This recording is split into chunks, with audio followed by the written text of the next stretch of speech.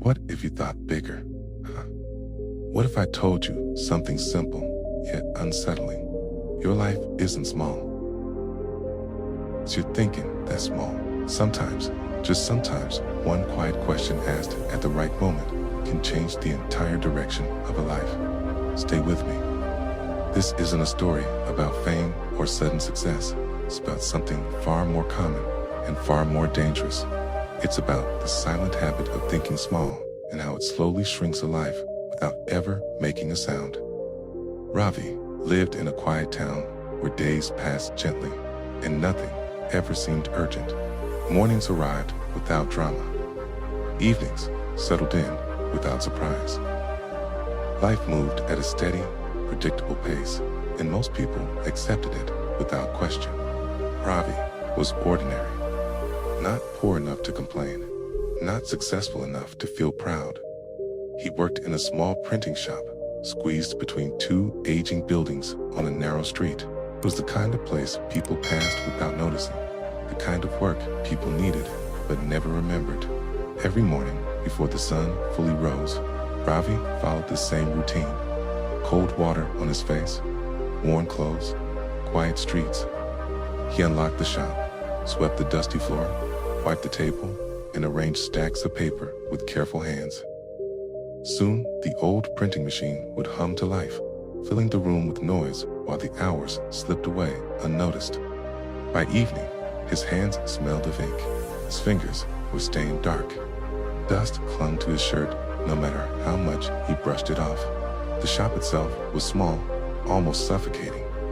One machine, one table, one narrow window. That window mattered. Ravi sat beside it every day and watched the world pass by. Cars rushed past.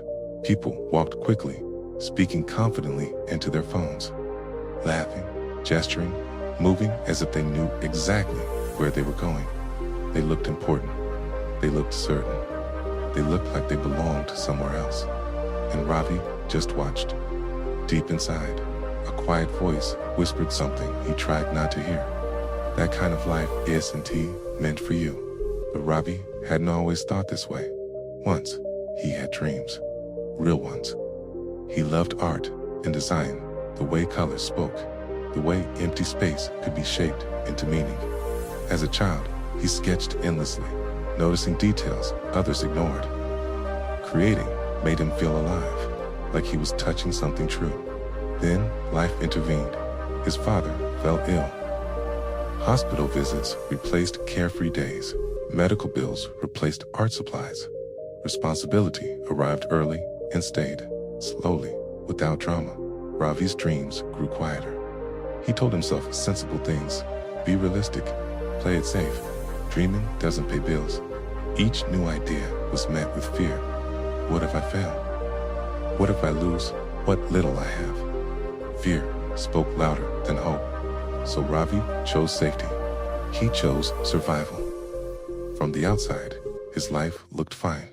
But every night, as he locked the shop and walked home, a heavy, shrinking feeling settled in his chest. Not pain, not anger, just the quiet sadness of a life being lived smaller than it should be.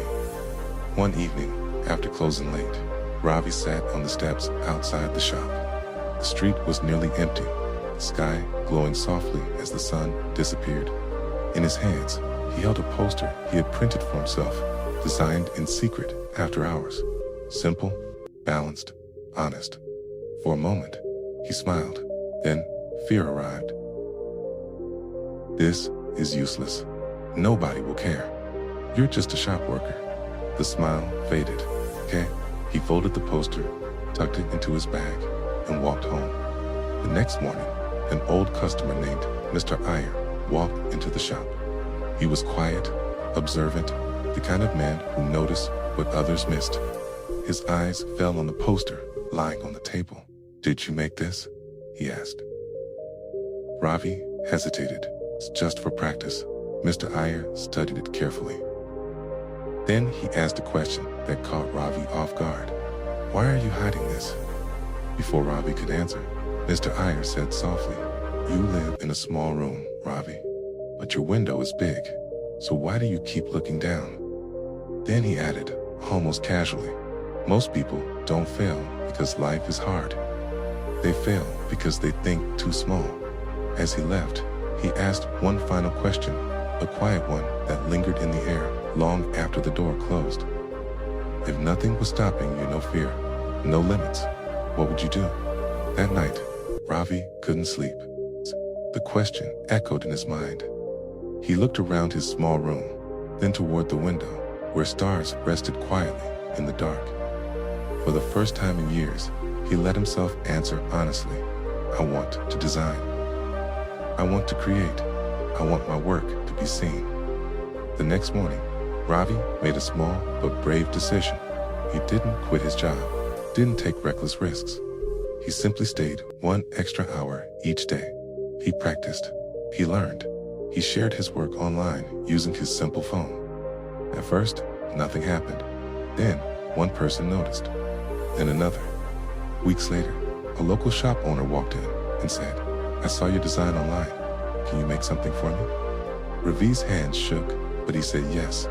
His life didn't change overnight, but he did. His posture straightened. His eyes lifted. One evening, sitting by the same window, Ravi realized the road hadn't changed, but he had. Mr. Iyer passed by and smiled. You cleaned the window? He asked. Ravi smiled back. No, he said, cleaned my thinking.